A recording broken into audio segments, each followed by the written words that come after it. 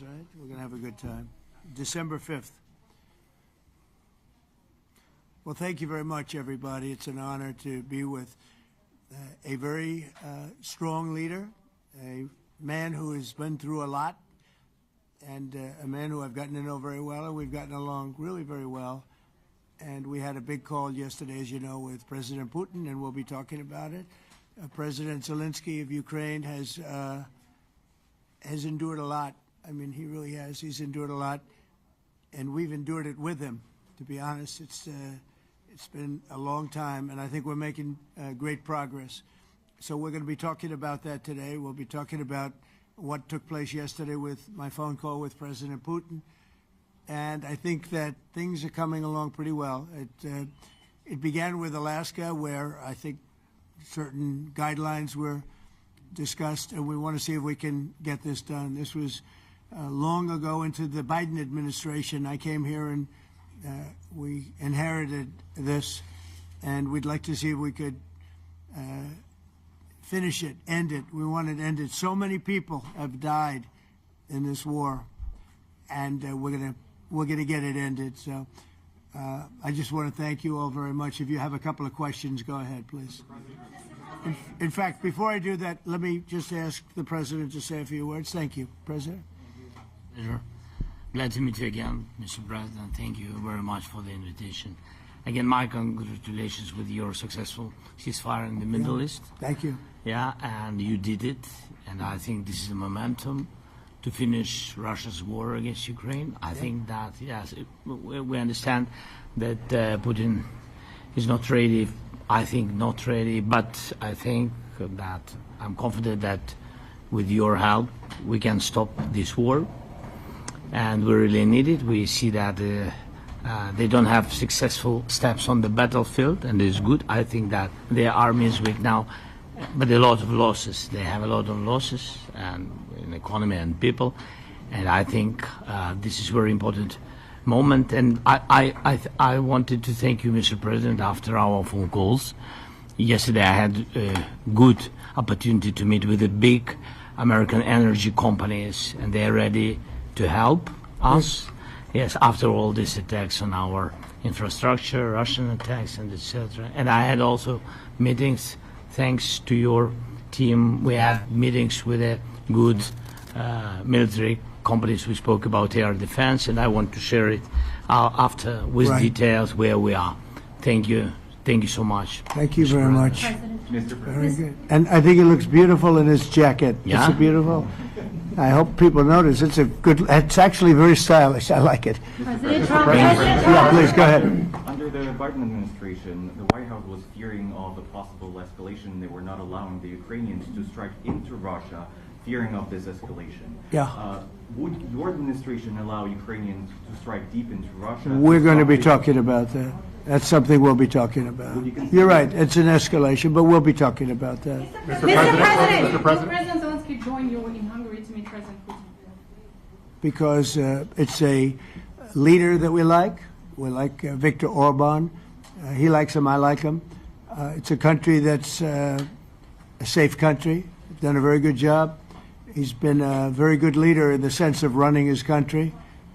He doesn't have a lot of the problems that other countries have. And so we've decided that we'll be going to be with Viktor Orban, and I think he'll be a very good host. President Trump. President Trump. President Trump. Right here. It's President Trump. Hungary, yeah. We're doing Hungary, yeah. With Putin. Is it a trilateral meeting, or is it just you and Putin? To be determined, but I would say most likely it's going to be a double meeting. It'll be a double meeting, but we will have the President, Zelensky, in touch. There's a lot of bad blood with the two presidents, and I'm not speaking out of turn when I say it. It's a very difficult situation. You know, we just settled the war, and after thousands of years, I guess. People say anywhere from 500 to 3,000 years, and I was in rooms, as you saw, because you were with me, a lot of you were with me last week, with leaders that didn't like each other, but they were able to get along. These two leaders do not like each other, and we want to make it comfortable for everybody. So one way or the other, will be involved in threes, but it may be separated. President Trump, Mr. President. President Trump. doesn't agree to peace in Hungary. Was he what? Where are you from? From Ukraine. He actually had a Okay, good. conversation with me Good, in yeah. Munich. What if President Putin doesn't agree to peace in Hungary? What do you do then? Do you have... Well, let's see what happens. I mean, what if? I think he will. I think that President Putin wants to end the war, or I wouldn't be talking this way. I think he wants to end the war. I spoke to him yesterday for 2.5 hours. We went through a lot of details. He wants to get it ended. I think that President Zelensky wants to get it ended. Now we have to get it done. President Trump, Kara Castronova from Lindell TV. And although I love asking you questions, today my question is for President Zelensky Sure. of Ukraine. Go ahead, please. Thank you. Our President Zelensky, President Trump, just brokered a peace deal in the Middle East that all Americans, both sides of the aisle, are very proud of. But to meet that deal, both sides had to make concessions. Our president has stuck out his neck in many ways to make a peace deal for your war as well. What specific concessions are you willing to make to end this war with Russia? Will you give up joining NATO? Americans have foreign war fatigue, and our president, as he said, we need our tomahawks too. To me. Yes, you, Okay. President Zelensky. Thank you What very much. concessions will you That's some question, right? So many Thank questions you. in one. Thank you very much for your question. First of all, I think we need to sit and speak. The second point, we need ceasefire. Even now, you see in the Middle East, it's very difficult to hold ceasefire. Everywhere, in every war, it's very difficult. We want peace. Putin doesn't want. That's why we need pressure on him. We will speak with President today what we need. We understand what we need to push Putin to negotiation table. And as I said previously, so we are ready to speak in any kind of format, bilateral, trilateral, doesn't matter. Matter just peace. This is important. And we don't speak about NATO or NATO. For Ukrainians, it's very important. Of course, it's our decision, decisions of allies to decide where we are. But are you willing to give Yes, up but joining the NATO? most important thing for people in Ukraine, which are under each day's attacks, to have really strong security guarantees. NATO is the best, but weapon is very important. Allies on our side is very important, and between us, for us, bilateral security guarantees between me and President Trump is very important. I don't know, we didn't speak with details about it, but this is the most important document because the United States is very strong. Sir, Peter? President Trump, you are the middleman right now, hoping to end this conflict. Who is doing a better job negotiating, President Zelensky or President Putin? I think they're both doing a great job in that sense. We have to get it done. We've got to take some of the hatred of each other. You know, they don't like each other. I say that in front of President Zelensky, but I say it in front of President Putin too. They have tremendous bad blood. It's really is what is holding up, I think, a settlement. I think we're going to get it done, and we have to make it long-lasting. As I said in the Middle East, everlasting, right? Everlasting. And the Middle East is a much more complicated situation. You know, we had 59 countries involved, and every one of them agreed. And it's, it's sort of amazing. Most people didn't think that was doable. This is going to be something I really believe that's going to get done. I had a very good talk yesterday with President Putin. I think he wants to get it done. And President Peter? Zelensky, right behind you. When we were in Israel with President Trump earlier in the week, we heard a lot about the difference in diplomacy between President Trump and President Joe Biden before him. What do you see as the biggest difference in diplomacy between President Trump and President Biden? President Trump has a big chance now to finish this war. President Biden now is not the president, so he doesn't have a chance to finish this war. And President Trump is really showed for the world that he can manage ceasefire in the Middle East, and that's why I hope that he will do this, and we will also have such big success. For Ukraine, it's a big chance.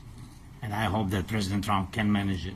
Are you ready? I would say the biggest difference is one is extremely competent and the other one is grossly incompetent. Sir, a few weeks ago in New York when you two met, you said that you think Ukraine could ultimately take back all the territory that it's lost so far. Do you still think that's the case, or do you think there'll have to be some sort of You swap never of know. territories? Look, you know, war is very interesting. You never know, do you? You just never know. With war and peace, but you never know. Are you ready? Tomahawk missiles. Please. Russia calls Tomahawk supply to Ukraine as an escalation, yet it continues using similar cruise missiles like Caliber and Yeah. even... Who are you with? Who are you with? You Ukraine? Yeah. Good. But Russia continue even using the cruise missiles and also nuclear-capable ballistic missiles in Ukraine since 2022. So do you consider providing Ukraine with the Tomahawk or similar missiles as an opportunity to equalize the possibilities of Ukraine and Russia and push Moscow to the negotiation Yeah. table? Sure. We're going to be talking about that. That's why we're here. Okay? Fair question. Exactly as he told you to say it. But we're going to be talking about it. Okay? Yeah, please. That message to India and Hungary was still refused. You said India and Hungary? That's an interesting. And Hungary India and Hungary. It's an interesting combination. refused to stop buying Russian oil. Well, India is not going to be buying Russian oil anymore. And Hungary is sort of stuck because they have one pipeline that's been there for years and years and years, and they're inland. They don't have sea. They don't have sea. And I spoke with the very great leader of Hungary, and they are, you know, it's very hard for them to get oil. I understand it. Hungary's in a very interesting position because they can't have ports. You know, they're surrounded by land. So we'll see what happens there. But India will not be buying oil from Russia. And, they've already de-escalated, and they've more or less stopped. They're pulling back. They bought about 38% of the oil, and they won't be doing it anymore. President Trump has been helping you in achieving peace in Ukraine. Who has? First Lady Melania Trump Yeah. has been helping in returning abducted Ukrainian children from Russian captivity. President Zelensky, do you appreciate those efforts? How do you assess them? And did you ask her to step in and to help you? No, she wanted to do it. She just felt very strongly about the children, and she's done a really good job, I think, in bringing it to the fore. You know, we have a lot of children involved. Now, it's some people say it's 20,000, and some people say it's 300. There's a big difference between that, so nobody really knows. But she felt very strongly about the children. She thinks about the children all the time. President Trump, if you okay Tomahawks to Ukraine, what's going to happen if the United States is in a conflict and we need the Tomahawks? Do we have enough? That's a problem. We need Tomahawks, and we need a lot of other things that we've been sending over the last 4 years to Ukraine. We've been, you know, we gave them a lot. Now we have a different situation. We send it to the European Union. They pay for it and all that, and they have plenty of money. But it's beyond the money. You know, we need Tomahawks, and we need a lot of other weapons that we're sending to Ukraine. One of the reasons we want to get this war over is exactly that. It's not easy for us to give. You're talking about massive numbers of very powerful weapons. So that's one of the things we'll be talking about. Hopefully they won't need it. Hopefully we'll be able to get the war over with without thinking about Tomahawks. I think we're fairly close to that. Yeah, go ahead. Can I say, Yeah, please. just to understand. So for today, of course, we want to finish this war, but the war is another technological war. You don't use just Tomahawks. If you want to target a military goal, you need thousands of drones. It goes together with such missiles. Ukraine has such thousands of our production drones, but we don't have Tomahawks. That's why we need Tomahawks. But United States is a very strong production, and the United States has Tomahawks and other missiles, very strong missiles, but they can have our thousands of drones. That's why where we can work together, where we can strengthen American production. And so just so that I understand, so you're suggesting kind of a trade. If President Trump okays Tomahawk missiles to help you launch... Yes, it's into about Russia, military goals. then It's you only would about let- military goals. Right, but then you would authorize some kind of an exchange where Yes, of course. the U.S. gets Yes, we Ukrainian- have proposition. Yeah, And we have big proposition President- with our drones. President Trump, I don't mean to be brokering an arms deal here, but is that something that you would be interested in, Ukrainian drones?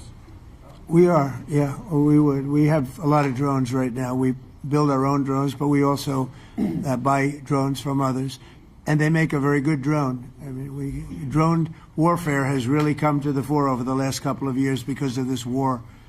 I will say, there's nothing like the jets. You know, we knocked out a lot of drones in Israel. We were knocking them out for Israel, and we were doing it with extremely fast and powerful jets, following the drones and knocking the hell out of them. So, it's, you know, we know a lot about the drones, and we know a lot about the great jets, the great ones. The ones, well, and the B-52s, which were totally they were stealth. They were undetectable. So we have a lot of different weapons. And, you know, I have an obligation also, though, to make sure that we're completely stocked up as a country, because you never know what's going to happen. In war and peace, right? You never know what's going to happen. So we're going to be talking about Tomahawks, and would much rather have them not need Tomahawks. Would much rather have the war be over, to be honest, because, you know, we're in it to get the war over. We're selling a lot of different types of weapon, as you know, to the European Union. We're not in it for that. We're in it to get it over. We're losing thousands of people a week, thousands of people, Russian, Ukrainian, and mostly soldiers. I mean, mostly soldiers. But we're in it to see that end. And if we can end quickly, and I think we can. I mean, I had a very good talk yesterday. We're going to be talking about it. But I had a very productive talk yesterday with President Putin. We'll see what happens. But the war in the Middle East was far more complicated. We got that one done. And I think we have a good chance. I think President Zelensky wants it done, and I think President Putin wants it done. Now all they have to do is get along a little bit. Can you give us an update on the trade negotiations with China, or perhaps Secretary Bethesda? Yeah, I will, and I'm going to let Scott do that. But I think we're doing very well. I think we're getting along with China. China would like to have something. As of this moment, we'll be meeting in a couple of weeks. We'll be meeting in South Korea. You think myself. will go forward? I think so. It looks like it's going forward. I think so. They want to meet. We like to meet. I have a very good relationship with President Xi, and we're going to see what happens. But, you know, for years we were taken advantage of by China very badly. We were losing hundreds of billions of dollars a year to China. We really built their military, if you think about it. The kind of money that presidents allowed to be lost to China was just insane. And then when I came into office, as you know, I put very severe tariffs. So we took in hundreds of billions of dollars in my first term from China. Biden let that go because it was so much. He let it continue, but he gave all sorts of exceptions. And by the time you looked at it, Scott, I would say it wasn't the same thing. He would give an exception for anything. If you got up and went out to dinner, he'd give you an exception. So it wasn't the same thing. But I put on very serious tariffs. So we took in hundreds of billions of dollars. And then I left office. The election was rigged. I left office, and that was the story. Now I come back, and we are in a very strong position because of tariffs. We're in a very powerful position because of the fact that we have tariffs. If we didn't have tariffs, we would be in a very weak position. We would be in a weakened state. But with tariffs, we've made hundreds of billions of dollars, not only from China, but from others. And China wants to talk, and we like talking to China. So we have a very good relationship, and we're going to be meeting in South Korea a couple of weeks. And I just got back from a long trip. I'm going on another long trip. And Scott, do you want to say a few words on that, please? Yes, sir. So the entire relationship stems from the great respect that the two leaders have for each other. China did a substantial, unprovoked escalation last week. We were unable to get in touch with them. Since then, it's been IMF World Bank Week. They have had working level people here who there have been meetings. The vice premier, who is my counterpart, and I will be speaking this evening at around 8:30, 9 o'clock. And then he and I and a delegation will meet in Malaysia probably a week from tomorrow to prepare for the two presidents to meet. So I think that things have de-escalated. We hope that China will show the respect that we have shown them. And I am confident that President Trump, because of his relationship with President Xi, will be able to get things back on a good course. Is the hope for that meeting with you and President Xi some kind of trade deal then, or Could would it be. more Look, I think small we're in a very strong trade deal? position. I think we're in a very strong position. We're getting, as you know, as of November 1st, I could move it up if I wanted, a 100% tariff over and above what we get now. So that would make it about 157%. And China doesn't want that, and they want to talk, and we're talking. And I think we'll make a deal that will be good for both. I think we will do something. But you have to understand, we never got anything from China. It was a one-way street. For many years, for decades, it was a one-way street. And they became rich because of the United States. And frankly, presidents that, let's be nice, they didn't know. They just didn't know. They didn't understand what was happening to them. But I understood it. I understood it long before I ran for politics. I used to watch in amazement at how stupid our country was, how stupid they were. And we're not stupid anymore. And that includes with the European Union. That includes with Japan and South Korea. All we want to do is be treated fairly. But the fairly is hundreds of billions and even trillions of dollars coming into the United States. And it's our national security is secure because of tariffs. If we didn't have tariffs, we would have no national security. So it's very important. Will you seek China's help in ending the war in Ukraine? Do you need them to put pressure on Russia? I'll be discussing that, but I'd love to see it ended before that. President I mean, I think we have a chance of ending the war quickly if flexibility is shown on behalf. And again, we're not losing people. The United States is not. We're not losing people. We're not spending money. We're getting paid for the, ammunition and missiles and everything else that we're sending to the European Union, but to NATO. But it's very similar. If you look at the countries, I mean, it's very similar. And we just made a very fair trade deal with the European Union, and what we wanted, and we made a very good deal with NATO too. They pay for all of this. That's not what we're in this for. We're in it to save thousands of lives every week. Thousands and thousands of lives. That's why we're in it. And I think we have a very good chance of bringing this war to a conclusion. President, and your cabinet has done honestly an excellent job. I think that a lot of people could agree to that. Thank you. I'm speaking as someone who lost my father in a war, so I know the human cost. What would your advice be to American leaders, to world leaders, to neocons, to TV hosts who often speak about conflict in abstract or strategic terms rather than the human cost and the human terms? Look, my only statement is we have to get together. It's a very small group of people. It's the president, and the president. Okay, 3 presidents. And I'm the mediator president. And I'm mediating not an easy situation. It should be easy, but it's a lot easier when people understand each other, when they get together, and when they like each other. We don't necessarily have that situation as far as like is concerned. Maybe it can turn around. Maybe it can. But in the meantime, we'll have them keep a little bit of distance, and we're going to see if we can get it done. This is number 9, okay? This will be number 9 for me. I've solved 8, including the Middle East. I've solved 8. This, I thought, would have been among the easiest. We solved, President Putin mentioned yesterday Armenia, all of the different wars. He said it was amazing but the big one that he was surprised that we were able to settle was the Middle East. He thought it was incredible. He was very generous in that sense. This should be something we're able to settle, and I think we will be able to settle. Yes, sir. On that note, you will go down as the peacemaker, no doubt, and you will resolve this war. Well, we resolved 8 others. It's funny how people say that. If you get this one, every time I do one, they forget about that one. I solved 8 wars. Go to Rwanda and the Congo, talk about India and Pakistan, look at Thailand, look at all of the wars that we solved. And every time I solve one, they say, if you solve the next one, you're going to get the Nobel Prize. I didn't get a Nobel Prize. Somebody got it who's a very nice woman, very nice. I don't know who she is, but she was very generous. So I don't care about all that stuff. I just care about saving lives. But this will be number 9.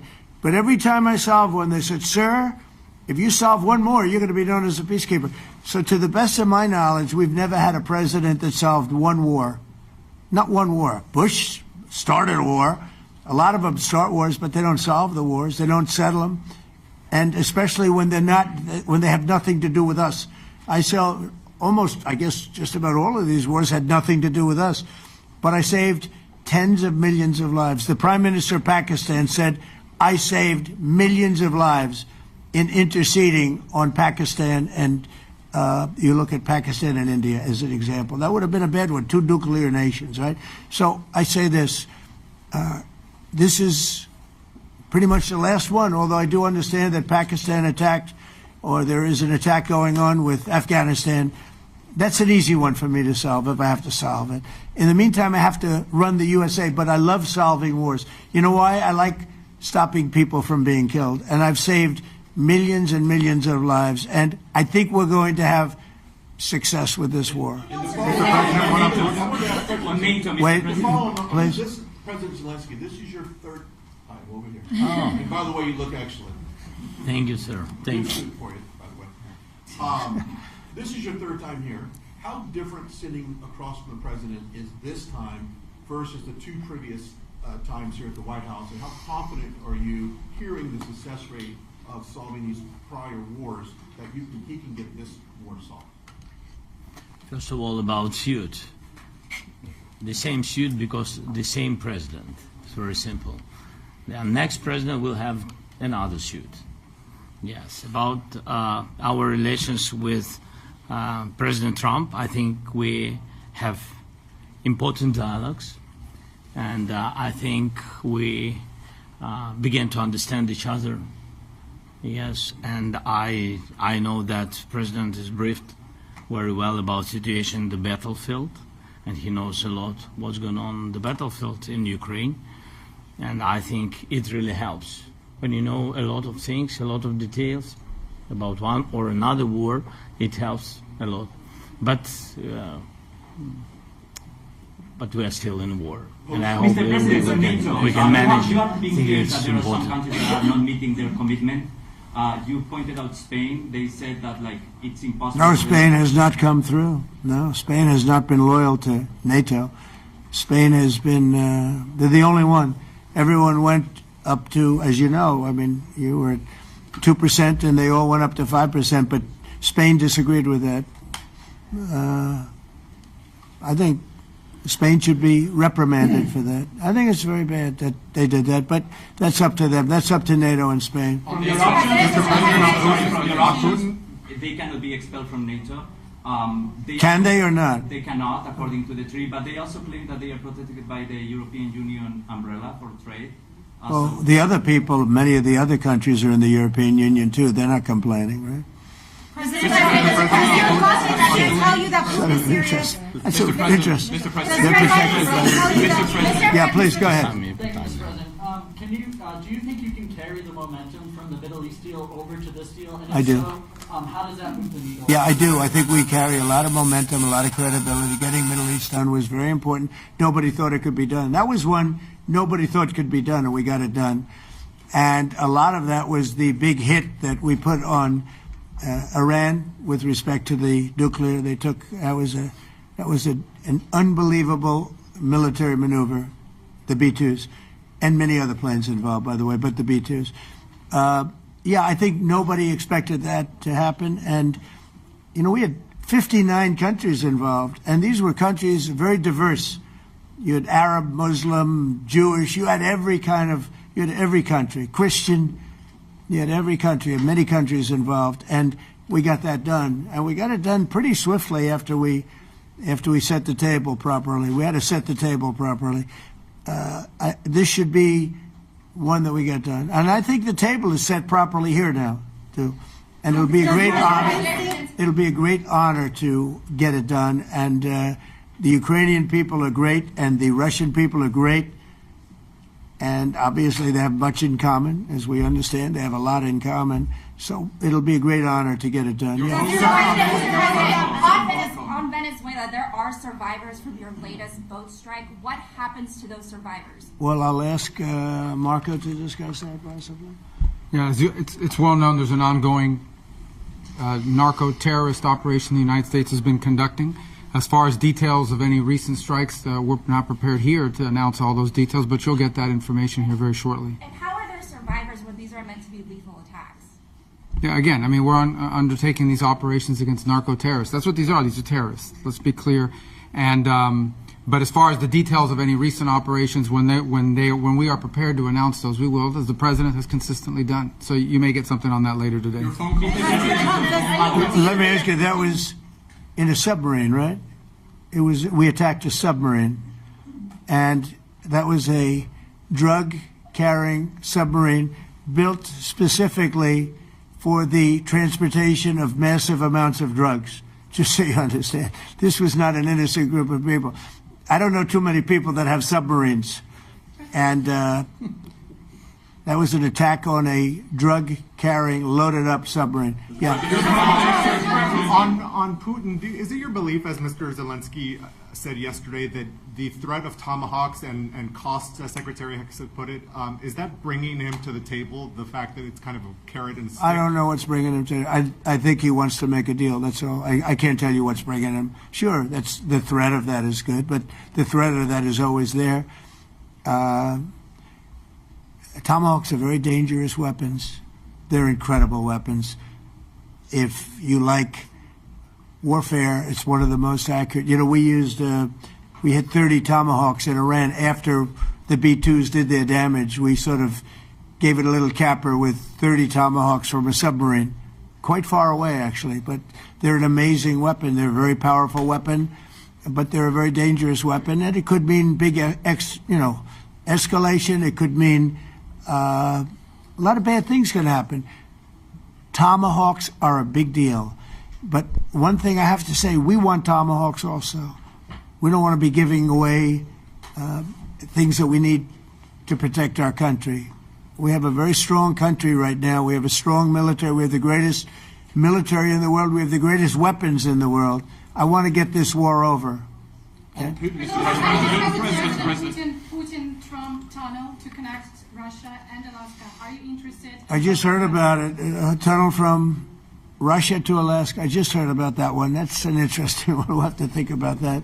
I hadn't heard that. We just did a nice road in Alaska that's going to get us to a lot of minerals, and we have a piece of it, a good piece of the ownership because of the fact we made it possible. But this came up yesterday, a tunnel from Russia to Alaska. That's an interesting. What do you think of that, Mr. President? Do you have any ideas? How do you like that idea? I'm not happy with this. I don't think you're going to like it. I don't think he liked it. I don't think he liked it. President Trump, do you think that Vladimir Putin, do you think that Putin, your gut instinct? Well, we had a senator that wanted, remember, from Hawaii, she wanted a tunnel from the mainland to Hawaii, and she said, well, we can't do that, so we're going to build a railroad to Hawaii. Do you remember? She's a current sitting senator, a Democrat. She wants a railroad to go to Hawaii, right? You know who that is, right? She's another. She's another beauty. President Trump, on Putin, your gut instinct. Yeah, please. On your meeting with Putin, aren't you concerned that maybe the Russian president is trying to buy himself more time? Yeah, I am, but you know, I've been played all my life by the best of them, and I came out really well. So it's possible, yeah, a little time. Is your gut instinct it's all right. But I think that I'm pretty good at this stuff. I think that he wants to make a deal. I made 8 of them. I'm going to make a 9th. I think he wants to make a deal. Well, I think that he should have won the war in a week. Yeah, I do think. And if we didn't give the anti-tank missiles, as you know, the javelins they call them, They got stuck in the mud. They would have been in Kiev very quickly. They were heading to Kiev. So, in war, you have a lot of luck, too. Weather has won war, and the cold and the heat and all things take place in war. But that was a very interesting moment when the tanks started rolling and some brilliant general said, let's go through the mud instead of going down the highway, right? So they got a little bit lucky. But where they really got lucky? I gave javelins. That wasn't given by Barack Hussein Obama. He gave them sheets. There's a statement. Obama gave them sheets and I gave them the javelins. And the javelins are a devastating weapon. And that wasn't given by Obama. That was given by, because at the time it was Obama. That was given by me. So it was like one of those things. And you had hundreds of them. They're a devastating weapon. We have a lot of devastating weapons. I'd rather not use them. But that was a big moment. When the tanks got stuck, they got stuck. And call it luck or call it talent. I'm not sure what you'd call it, but it was a big moment in time. Do you think Democrats can give you credit? Do you think Democrats can give you credit when you finally end this war, like they did with the war in the Middle East? And I think right now the Democrats are really damaged, mentally damaged. They want to take $1.5 trillion with a T, $trillion, and give it to people that invaded our country. They came into our country illegally, from prisons, from mental institutions, gang members.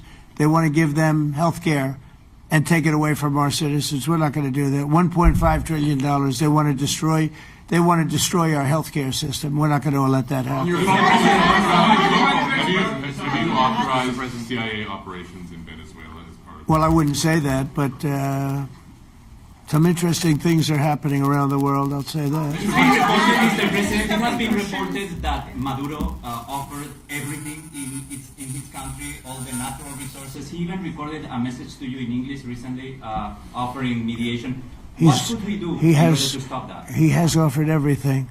He's offered everything. You're right. You know why? Because he doesn't want to fuck around with the United States. Thank you, everybody. Thank you. Thank you, everybody. Thank you, guys. Thanks, guys. Let's go. Start moving. Thank you, guys. Let's go. Thanks, guys. Thank you, press. Thank you, press. Thanks, President Trump. Thank you, Peter. Good job. Thank you, guys. Thank you, press. I don't know, join us if you'd like.